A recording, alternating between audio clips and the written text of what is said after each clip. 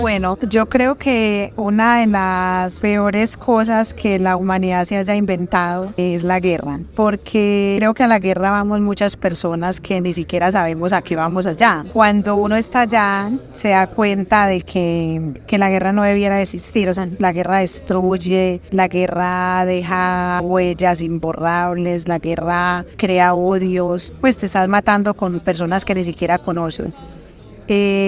Yo no me arrepiento de haber pertenecido a la organización, pero sí me arrepiento de haber sido parte de una guerra que ni siquiera sabes por qué la estás luchando, por qué estás haciendo parte de ella.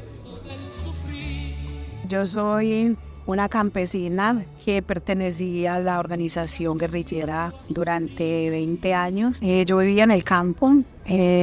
La única autoridad que conocíamos era la guerrilla. Soy la menor de 9 hermanos. Pues ya mis hermanos estaban grandes y todos se habían ido de la casa.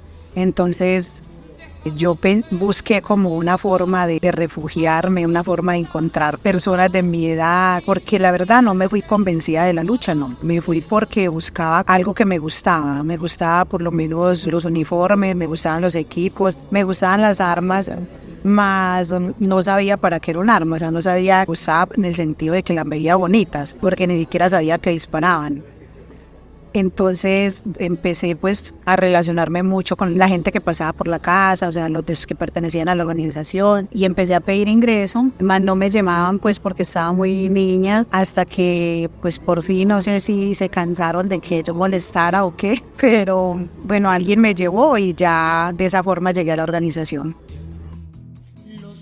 Mi experiencia en la organización, creo que allí aprendí muchas cosas, muchos valores, a ser solidaria, a valerme por mí misma, a ser muy independiente. Me considero que soy muy trabajadora, soy muy luchadora. Todo eso lo aprendí en la organización. No lo viví tan de cerca porque en ese momento estaba en la cárcel, pero fue como si me quitaran la ropa, por decirlo. Yo sentía que si yo hubiera estado en el monte, me hubieran tenido que perseguir, pues corriendo. Yo lloré, a mí me dio de todo, porque yo decía, es imposible que la guerrilla vaya a entregar las armas, porque se habían visto muchos intentos fallidos de proceso de paz, que sabemos que no habían llegado pues a nada. Yo en la organización no podía dejar mi fusil a menos de 5 metros de distancia donde yo estuviera. Entonces yo decía, ¿cómo vamos a entregar las armas? Eso es imposible. La verdad, para mí personalmente sí fue difícil ese tema, porque pues eso era lo que yo había aprendido y lo que tenía en mi mente, era que el arma era mi defensa, era como, pues hacía como parte de mi vida. La última conferencia que tuvo la organización para la dejación de armas, a mí me mandan de la cárcel como delegada a esa conferencia. Allá me encuentro con un muchacho que conocía a mi familia y que tenía contacto con ellos. Yo todavía estaba en la cárcel, obviamente. Entonces yo fui a la conferencia y me tocaba devolverme para la cárcel hasta que se diera el proceso. Entonces salí en la cárcel y claro, ya me había contactado con mi familia, entonces de una vez me vine para acá, para Medellín. Yo me fui de mi casa cuando iba a cumplir 14 años y duré como unos 6 meses que tenía contacto pues con ellos.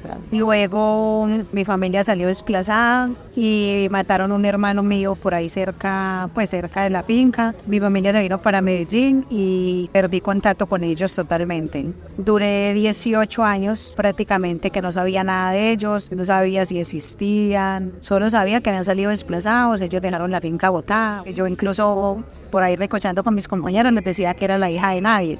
El tiempo que estuve en la cárcel también fui la hija de nadie porque no tenía contacto con ninguno. Entonces, pues el saber de ellos fue súper importante para mí. Ya seguí hablando con ellos, llegué y pues fue como si nunca me hubiera ido. O sea, mi familia siempre me recibió como si hubiera estado ahí toda la vida. Mi papá había fallecido en el 2010, exactamente cuando me capturaron a mí. Y yo no sabía, pues obviamente no me había dado cuenta. Para mí ha sido muy importante el reencuentro con ellos. También tuve un niño, ya tiene 5 años. Y pues ese niño también se ha convertido en algo súper importante para mí. Aprendí a ser mamá.